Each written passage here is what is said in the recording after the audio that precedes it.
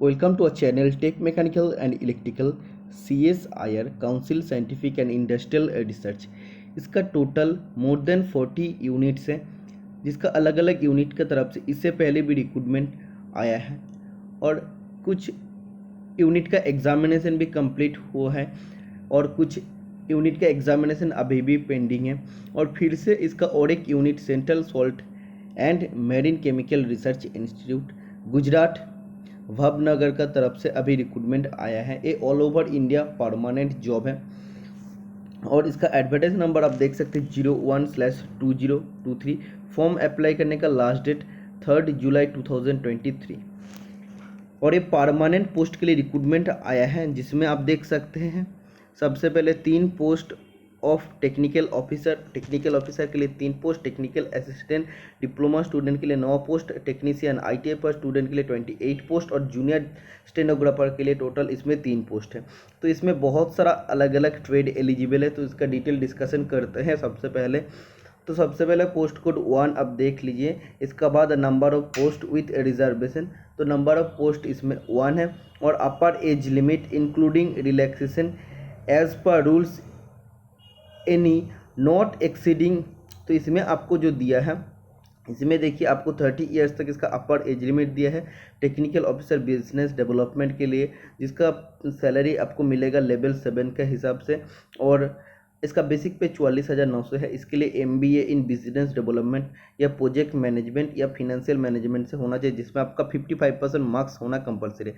किस टाइप का आपका जॉब होगा इसका डिस्क्रिप्शन राइट साइड में आपको दिया है, तो ये आप लोग अलग से पढ़ सकते हैं। इसका बाद देखिए इसमें एक पोस्ट है 30 ईयर्स, इसका अपर एज लिमिट है टेक्निकल ऑफिसर केमिकल इंजीनियरिंग के लिए, तो इसका लेवल 7 में सैलरी मिलेगा। इसका बेसिक पे 44,900 रहेगा और इसके लिए BE या BTech होना चाहिए केमिकल इंजीनियरिंग से या इस इक्विवेलेंट से।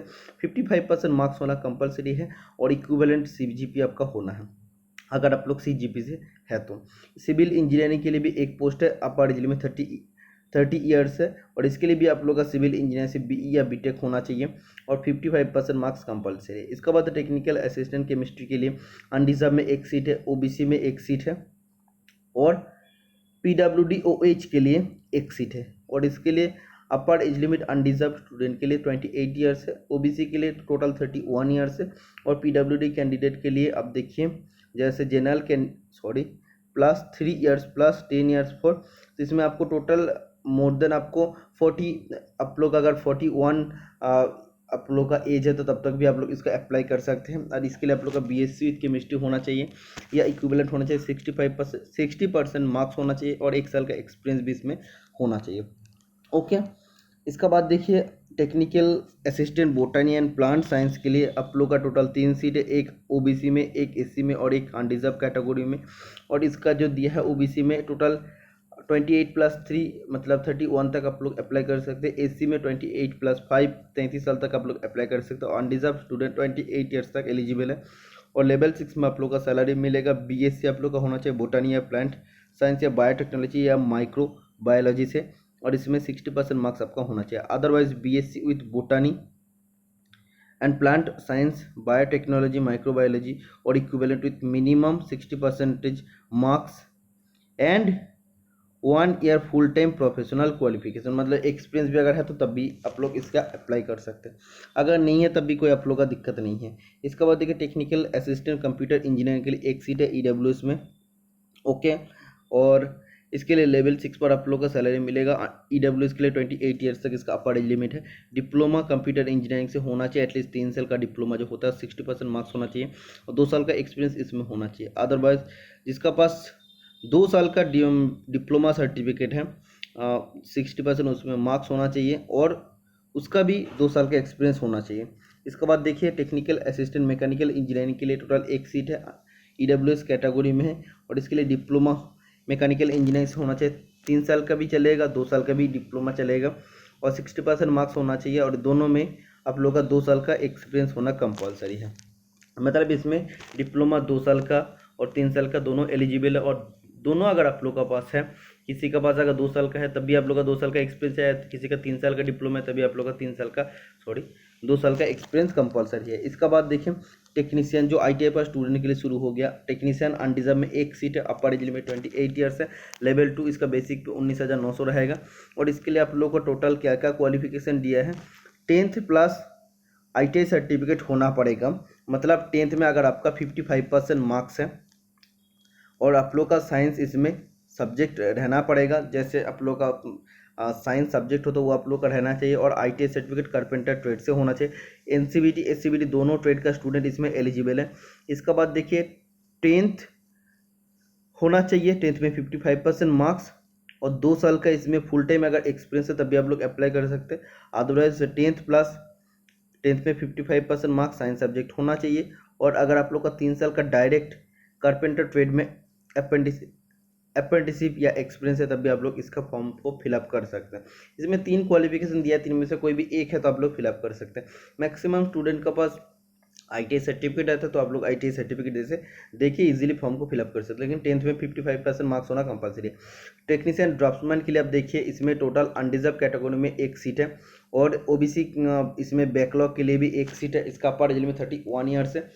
और इसका देखिए सेम टू सेम है, 10th में 55% मार्क्स साइंस सब्जेक्ट होना चाहिए। ITI सर्टिफिकेट NCVT SCVT से है तो आप लोग फॉर्म को फिलअप कर सकते हैं। अदरवाइज 10th में 55% मार्क्स साइंस सब्जेक्ट होना चाहिए। और आप लोग का अगर 2 साल का अप्रेंटिसशिप है या एक्सपीरियंस है तब भी आप लोग अप्लाई कर सकते हैं, या अगर आप लोग को 3 साल का एक्सपीरियंस है तब भी आप लोग अप्लाई कर सकते हैं।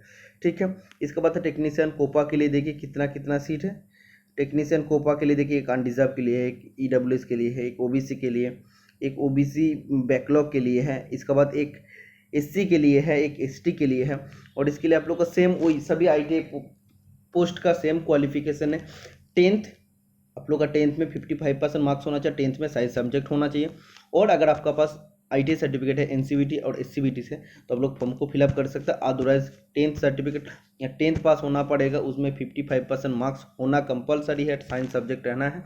और आप लोग का 2 साल का अगर अप्रेंटिसशिप या एक्सपीरियंस है या 3 साल का अगर आपका एक्सपीरियंस है तब भी आप लोग इस फॉर्म को फिलअप कर सकते हैं। इसके बाद टेक्नीशियन इलेक्ट्रॉनिक मैकेनिक के लिए 2 सीट है, एक अनरिजर्व कैटेगरी में और एक OBC कैटेगरी में है और क्वालिफिकेशन सेम है। इसके बाद टेक्नीशियन इलेक्ट्रीशियन के लिए आप देखिए इसमें टोटल अनरिजर्व के लिए एक, EWS के लिए एक, OBC के लिए एक और SC के लिए एक सीट है। इसके बाद फिटर के लिए OBC के लिए एक सीट है, OBC बैकलॉग के लिए एक सीट है। इसके बाद तो फिटर में सिर्फ 2 सीट है, अब देखिए OBC बैकलॉग और OBC कैटेगरी के लिए। इसका बाद technician fire and safety man के लिए टोटल एक सीट है OBC के लिए, क्वालिफिकेशन आपका सेम टू सेम है। टेक्नीशियन हेल्थ सैनिटरी इंस्पेक्टर के लिए एक सीट है।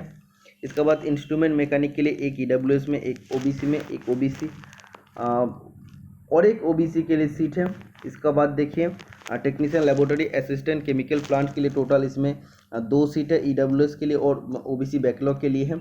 इसके बाद technician RAC refrigeration and air conditioning mechanic के लिए इसमें 2 सीट है। टेक्नीशियन टर्नर के लिए इसमें एक सीट है। तो टर्नर के लिए भी इसमें आप लोग अच्छा बात है क्योंकि टर्नर को ऐसी जनरली वैकेंसी नहीं है। तो मैशिनिस्ट के लिए भी इसमें एक सीट है। इसके बाद जूनियर स्टेनोग्राफर के लिए एक सीट है SC कैटेगरी में और एक सीट है OBC PWD OH के लिए सीट है और एक अनरिजर्व कैटेगरी के लिए सीट है। इसके बाद देखिए कितना कितना सीट है वो आपको दिया है टोटल। इसके बाद जो लेवल 2 में है जैसे ITI पर स्टूडेंट उसको टोटल कितना मिलेगा, अप्रोक्स आपका इन हैंड नेट पे होगा 32,976 रुपीज़। जो लेवल 4 में है उसका इन हैंड मिलेगा 43,356 रुपीज़। जिसका लेवल 6 है उसको मिलेगा स्टार्टिंग में 59,196 और जो लेवल 7 में उसका सैलरी स्टार्टिंग होगा 74,396 रुपीज़। इसका बाद जो इम्पोर्टेंट बात है तो मैं ऑलरेडी डिस्कशन कर दिया हूँ। इसका फॉर्म फिलअप कैसे करना पड़ेगा इसके ऊपर भी मैं वीडियो बनाऊंगा। CSIR का पेपर का जो आपका सिलेबस होता है, एग्जाम पैटर्न होता है, सब सेम होता है। इससे पहले भी मैं एक वीडियो में आप लोगों को बता दिया हूँ CSIR का सिलेबस कैसा होता है, तो आप लोग उसका वीडियो देख सकते हैं। इसमें डिस्कशन फिर से करने का कोई ज़रूरत नहीं। अगर प्रीवियस ईयर पेपर देखना तो मेरा यूट्यूब चैनल विजिट कर सकते हैं। प्रीवियस ईयर ऑफिशियल पेपर भी अवेलेबल है जिसका भी डिस्कशन मैं यूट्यूब पर किया हूँ। और इसके लिए देखिए इंडियन का सिटीजनशिप होना पड़ेगा और जो जो इम्पोर्टेंट पॉइंट है देख लेते क्या क्या है जो आप लोग को डिस्कशन करना है। और इसका अप्लाई करने के लिए आप देखिए CSMCRI.RES.in पे आपको जाना पड़ेगा और इस पर आपको ऑनलाइन अप्लाई करना पड़ेगा, ठीक है। और इसके लिए आपको 500 रुपीज़ पेमेंट करना पड़ेगा। और इसका बाद देख लेते हैं SC ST PWD वुमेन और CSIR एम्प्लॉय एक्स सर्विसमैन के लिए कोई पेमेंट आपको करना नहीं पड़ेगा। और जब आपको ऑनलाइन एप्लीकेशन करना है तो आपको क्या क्या अपलोड करना पड़ेगा, देखिए 10th का मार्कशीट या पासिंग सर्टिफिकेट, 12th का मार्कशीट या पासिंग सर्टिफिकेट, अगर आप लोग का एलिजिबल है तो ITI का मार्कशीट या पासिंग सर्टिफिकेट, जो आप लोगों के लिए ये सब एलिजिबल होगा ये सब आपको अपलोड करना पड़ेगा। तो ये था डिटेल नोटिफिकेशन। तो जब इसका फॉर्म फिलअप शुरू हो रहा है तो फॉर्म फिलअप कैसे करना पड़ेगा इसका भी वीडियो में करके आप लोग के लिए अपलोड करूँगा। तो वीडियो अच्छा लगे तो वीडियो को लाइक करना, चैनल को सब्सक्राइब कर लेना। आज के लिए इतना ही, मिलते हैं नेक्स्ट वीडियो में। Tata bye bye.